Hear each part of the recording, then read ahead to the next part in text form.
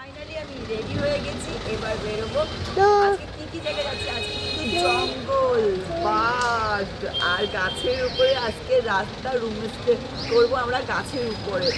চারিদিকে জঙ্গল, বাঘ ভাল্লুক হাতি আর গাছের উপরে আমরা। দেখতে হলে এই ব্লগটা স্কিপ না করে পুরো ব্লগটা দেখতে হবে, সঙ্গে থাকতে হবে। ভুটান থেকে শুরু করে সমস্ত ব্লগ তোমাদের সামনে নিয়ে আসবো। দেখতে হলে কি করতে হবে? যারা যারা এখনো পর্যন্ত ফলো করনি তারা অবশ্যই ফলো বাটনে ক্লিক করে সঙ্গে থেকো। আর যারা যারা ইউটিউব থেকে দেখছো তারা অবশ্যই চ্যানেলটাকে সাবস্ক্রাইব করে সঙ্গে থেকো আর দেখতে থাকো আর সঙ্গে থাকো। হ্যাঁ, আমরা কি গাড়িতে যাচ্ছি সেটা দেখতে হবে না? তো চলো, আমরা এই যে গাড়িটায় যাচ্ছি এই গাড়িটায় আমরা বেরোবো। তো চলো, আর সঙ্গে কি জানো, সঙ্গে আরও অনেক কিছু, ভুটান থেকে শুরু করে আরও কি কি জায়গায় যাচ্ছি, কোন কোন মন্দিরে যাচ্ছি, পরপর ব্লগ দেখতে থাকো, সঙ্গে থাকো। তারপর বেরিয়ে পড়লাম সেই উদ্দেশ্যে, হ্যাঁ, জঙ্গল, পাহাড় আর বরফ সমস্ত উদ্দেশ্যে। প্রথমেই দেখতে পেলাম সুন্দর সুন্দর চা বাগান। আর হ্যাঁ, ওই যে দূরে দেখছো কাঁটাতার আছে, ওটা কিন্তু বাংলাদেশ বর্ডার। হ্যাঁ, বর্ডার। আমরা যে রাস্তা দিয়ে যাচ্ছি তার গা দিয়ে দেখতে পাচ্ছি বাংলাদেশ বর্ডার, মানে ওই পাশে যে গাছগুলো সেগুলো বাংলাদেশ আর এদিকে ইন্ডিয়া। কত সুন্দর লাগছে, তাই না? আমরা এদেশ থেকে বিদেশের মানুষকে দেখতে পাচ্ছি, মানে আমরা ইন্ডিয়া থেকে বাংলাদেশের গাছ, বাংলাদেশের মানুষকে দেখতে পাচ্ছি। কত ভালো লাগছে, আমি তাই না? ছুটছি, কি ছুটছি বলো তো? চা। হ্যাঁ, এই দেখো চা পাতা, এই যে চা পাতা, এই যে চা পাতা। চলো মাগো মা, পড়ে যাচ্ছে। এই দেখো কত চা বাগান আর চা পাতা, আমি হাত দিয়ে ছুঁতে পারছি ফার্স্ট টাইম। হ্যাঁ, এই যে ফার্স্ট টাইম আমি চা বাগানে চা পাতা ছুঁচ্ছি। আমার তো ভীষণ ভালো লাগছে, তোমাদের কেমন লাগছে জানিও। কিন্তু আমি কিন্তু চা পাতা ধরবো আর চা পাতা ধরছি, চা গাছ ধরছি।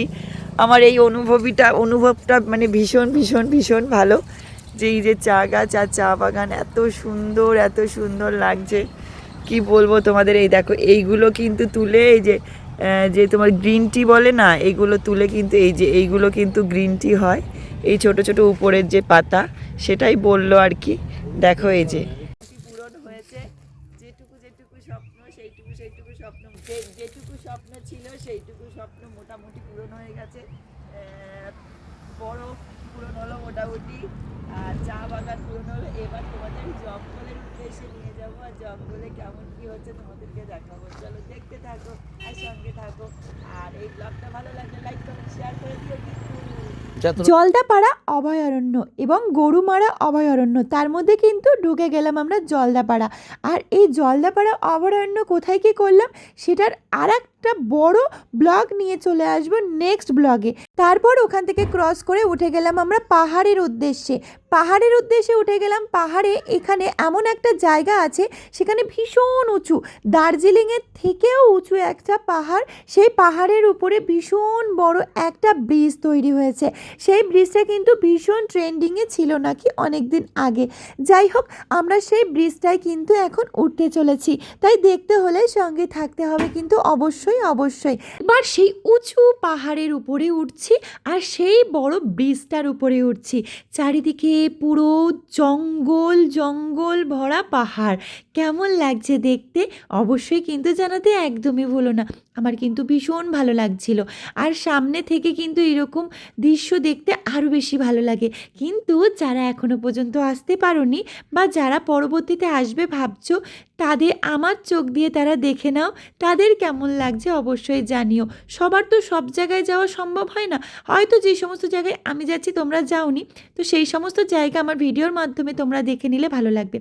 পাশে কিন্তু প্রচুর জঙ্গলে জন্তু জানোয়ারও আছে।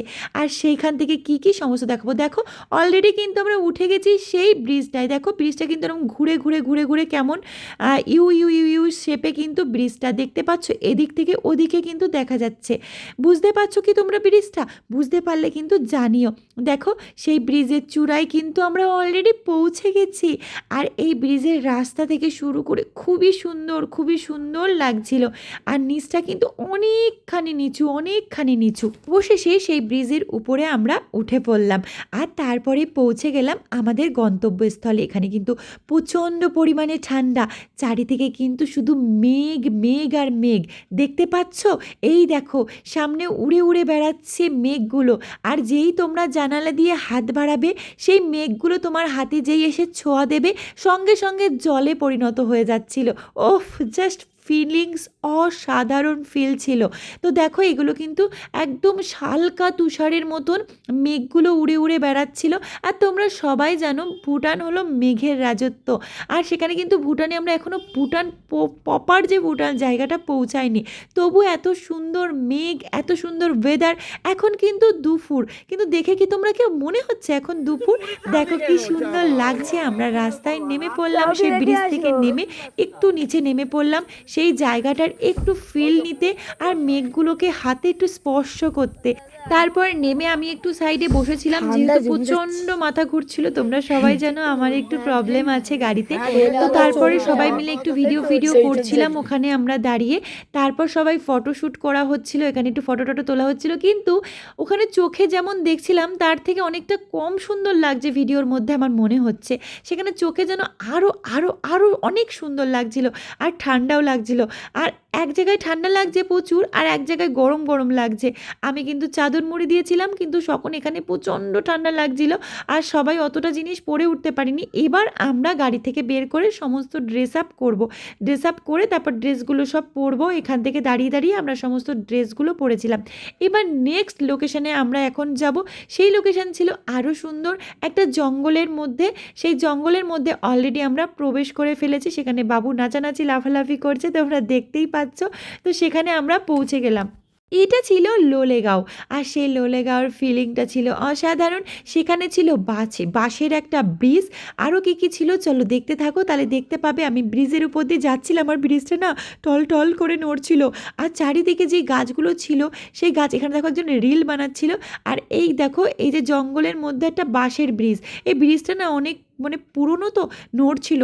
লাস্টে শুনলাম এই ব্রিজটায় সবাইকে ওঠা বারণ ছিল, কিন্তু আমি তো অলরেডি উঠে গেছিলাম, যদি পড়ে যেতাম তো যেতাম চিৎপটাং। কিন্তু যাই হোক, উঠে ভালোই লাগছিল। আমি একাই উঠেছিলাম, আর আমার ছেলে উঠেছিল, ওইদিকে দুজন, আর একজন কেউ মনে হয় উঠেছিল, 3 জন ওঠা হয়েছিল। আর বাদবাকি কেউ ওঠেনি, যেহেতু আমিই বললাম কাউকে উঠতে হবে না, কারণ প্রচণ্ড মাঝখানে গিয়ে না খুব নড়ছিল। তা আমার কথা পুচকুটা শুনলো না, আমার ছেলে শুনলো না, ও তো উঠেই গেল যে মাম্মাম তুমি উঠেছো আমি উঠবো। তো উঠে গেল। তারপর এটা ছিল লোলেগাঁওয়ের যে জায়গাটা, সেখানে সেই লোলেগাঁও থেকে আমরা কিছুটা দেখলাম। দেখার পর আমরা আবার একটা জঙ্গলের মধ্যে প্রবেশ করব এখন। তো চলো দেখতে থাকো, তাহলে বুঝতে পারবে। দেখো এখানে যত গাছ আছে, ফুল আর পাতার মধ্যে এইরকম শুয়োপোকা না কি জানি না আমি ভর্তি হয়ে রয়েছে। আমরা তো সবাই জানো এখানে বুদ্ধদেবের প্রচুর মন্দির, আর এটা আমার অনেক দিনের শখ ছিল হাতে করে ঘোরাবো, কিন্তু একসঙ্গে যে 5 থেকে 6টা মন্দিরে দেখতে পাবো সেটা কখনো ভাবিনি। এটা ফার্স্ট ছিল ঘোরানোর জন্য, আমি ঘুরিয়েছিলাম, এটা সবাই ঘুরিয়েছিল, সবাই বলছিল মনস্কামনা বলে এটাকে ঘোরাতে হয়। তো যাই হোক আমরা ঘোরালাম, যাই হয়েছে। তোমরাও, এটা আমি ঘোরাচ্ছি, তোমরা তোমাদের মনস্কামনা জানাতে পারো, আশা রাখছি পূরণ হবে। ওনারা তো বললো এটাই পূরণ হয়। তো সবাই আমরা ঘুরিয়েছিলাম এটাকে, এক এক করে সবাই ঘুরিয়েছিলাম। তারপরে তোমাদের দাদা ভাই ঘোরালো। কে জানে আরো বেশি ভিডিও করে, আর টাকা পয়সা বেশি আসে, যারা বড় জমি কিনতে পারি আমরা, তাই তো। তাছাড়া আবার কি, হ্যাঁ। আবার ব্যবসা বাণিজ্য। তো এইভাবে আমরা সবাই ইয়ার্কি করছিলাম, কে কি মানসিক করছে, কে কি বলছে, সেটা নিয়ে ইয়ার্কি করছিলাম আমরা সবাই। যাই হোক, এইরকম বড় যে মন্দিরটা যেটা ছিল ভুটানে, সেই মন্দিরটাও তোমাদের নেক্সট ব্লগে দেখাবো, তাহলে বুঝতে পারবে তোমরা সেখানে কি কি ছিল। देखने के क्या क्या मिलता है, ये पार्क रिलैक्स के लिए, घूमने के लिए। आप क्या क्या है भी अंदर में? अंदर में लेफ्ट साइड पर है आपका बुद्ध स्टैचू, शिव मंदिर है। नीचे जाकर एक ट्री टावर है, बैम्बू ब्रिज थी, वो अभी बंद पड़ी है। अब घूमने का जगह है, बैठने का जगह है, रिलैक्स होने का जगह। Thank you. ভিডিওটা যেহেতু বড় হয়ে যাচ্ছে, নেক্সট পার্ট সামনের ব্লগে আসতে চলেছে। তো নেক্সট পার্ট দেখার জন্য অবশ্যই ওয়েট করতে হবে। ফলো বাটনে ক্লিক করে সাবস্ক্রাইব করে সঙ্গে থাকো।